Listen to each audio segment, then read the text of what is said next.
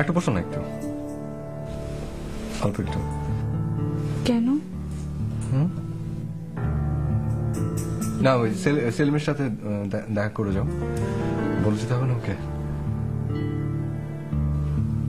তো ওনাকে ফোন দিন, ফোন দিয়ে বলুন যে আমার দেরি হয়ে যাচ্ছে, আমি চলে যাচ্ছি। ফোন? ও হ্যাঁ, ফোন।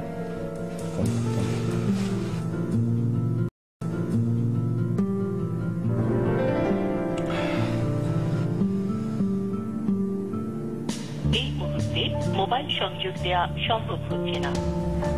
কি হলো? Sorry, the mobile cannot be reached at the moment.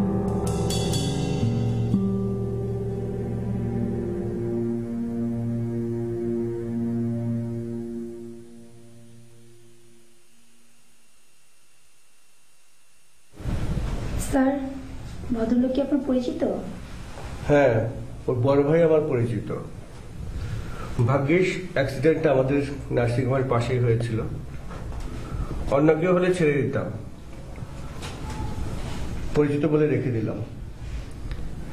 এখন আপনি একটা কাজ করুন, ওকে একটা ঘুমের ইঞ্জেকশন দিয়ে দিন, সকাল পর্যন্ত ঘুমাক, তারপর দেখা যায় কি করা যাবে।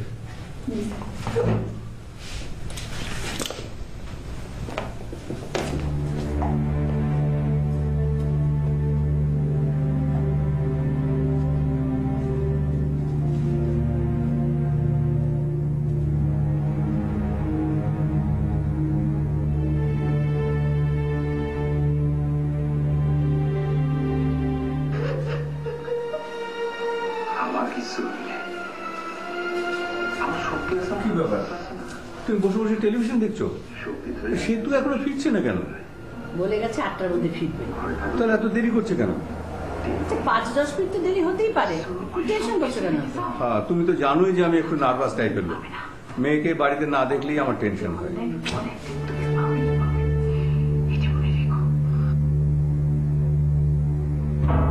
আমাকে এখন বেরোতেই হবে, আমি আর অপেক্ষা করতে পারছি না। সেলিম ভাই ফোন বন্ধ কেন? ওনাকে বলে দিবেন। হ্যাঁ হ্যাঁ, তোমার তো যাওয়ার সময় হয়ে গেছে, যেতে তো হবে। কিন্তু আপনাকে এত চিন্তিত লাগছে কেন? হ্যাঁ না, সেলিমের নাম্বারটা বন্ধ, আবার এখন আসছে না। যা ইচ্ছা হোক, এখন আমার সঙ্গে নিচে চলুন, আমাকে হাসি মুখে বিদায় দিন।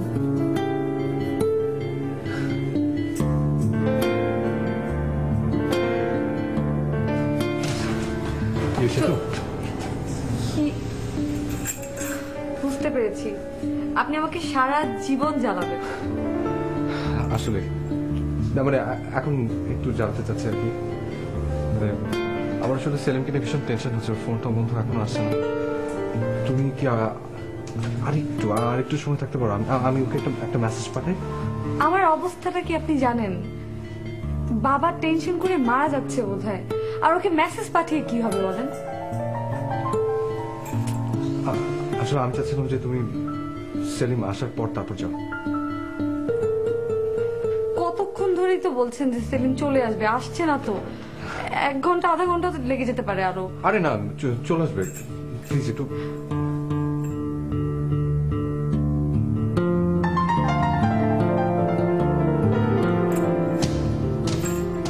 আচ্ছা ঠিক আছে, আমি আর 5 মিনিট ওয়েট করব, তারপর 5 মিনিট আর 1 সেকেন্ডও বেশি ওয়েট করবেন। ওকে ওকে, মানে জাস্ট আরেকটু অপেক্ষা করো প্লিজ। আমার পক্ষে আর 1 মিনিটও ওয়েট করা সম্ভব না। আমার বাবা আমার টেনশন করে মারা যাচ্ছেন। কিন্তু আমি কি করবো? ফিরছে না, এক্ষেত্রে আমার কি করার? ওর ফোনটাও বন্ধ। আপনাকে কিছুই করতে হবে না, আমি এখন দরজাটা খুলে বেরিয়ে যাব।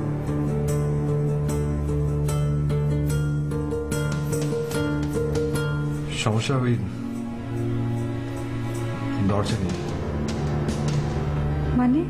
মানে সেলিম দরজাটা বাইরে থেকে লক করে গেছে।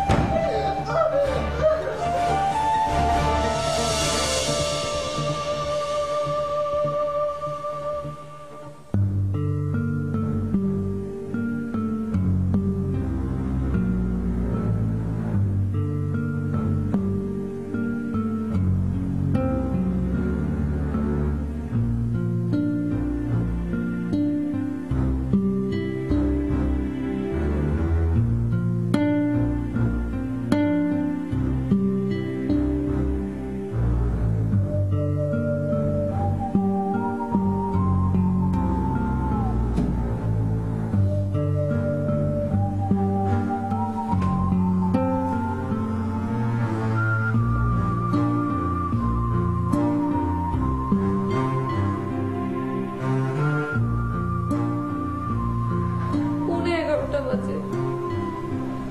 আমার কি অবস্থা হবে বুঝতে পারছেন? আমার যদি আজকে বাসায় ফেরা না হয়, প্লিজ কিছু একটা করুন।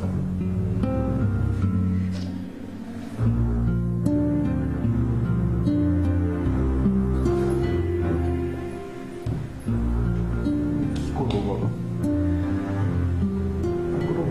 কোনো বই দেখছি না।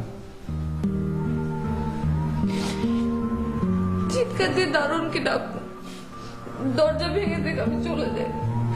তাতে কি পরিমাণ কেলেঙ্কার একটা ঘটনা করে বুঝতে পারছো? এই ফ্ল্যাটের সবাই জেনে যাবে আমার দুটোর ভিতরে, তারপর নানা রকম কথা হবে। আর আজকে আমি আমার বাসায় ফিরে না গেলে আমার কি অবস্থা হবে বুঝতে পারছেন? আমি তো মনে হয় আজকে বাসায় ফিরে যেতে পারবো না। বাবা আমাকে আর বাসায় ঢুকতে দেবে না।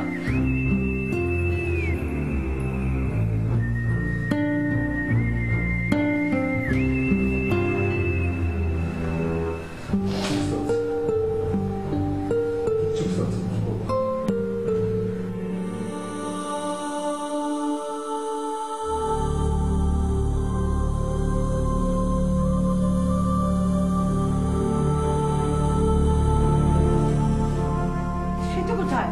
সেতু আসেনি? সেতুকে নিয়ে আসেনি? কিন্তু ওদের বাড়ি যায়নি। আজ সোমার ওদের জন্মদিন ছিল না। তাহলে আমি জানি না, আমি কিচ্ছু জানি না। আমার বোধহয় হার্ট অ্যাটাক হয়ে যাবে। একটা কিছু করে দাঁড়িয়ে থাকবে নাকি? খোঁজ খবর না, মেয়েটা আমার কোথায় গেল? কোথায় যাব? কি করব? থানায় যা, পুলিশকে জানা। হ্যাঁ, তাহলে আর কেলেঙ্কারি কিছু বাকি থাকবে না। আমার মনে হয় সে তো ইচ্ছে করে চলে গেছে। মানে মানে সেতুর হয়তো অন্য কোনো ছেলের সাথে সম্পর্ক ছিল, সেই ছেলের সাথে আমরা বিয়ে দেবো না ভেবেছে, ওই ছেলের সাথেই চলে গেছে। না না, এই কথা আমি বিশ্বাস করি না। আমার মেয়ের মন নয়, ওর কোনো সম্পর্ক থাকলে আমি নিশ্চয়ই জানতে পারতাম। জানতে পারতাম। কি করে জানতে পারতে? ইন্টারমিডিয়েট পাশ করার পরে তোমাকে এত করে বললাম মেয়েটা বিয়ে দিয়ে দাও, তখন আমার কথা শুনলে না। এবার বুঝো, যে মেয়ে পড়াশোনায় এত ভালো তাকে আমি পড়াবো না? বলো কেন পড়াবো না? পড়া পড়া আর বেশি করে পড়া। দেখলে তো প্রতিদান তোমাকে কি দিল?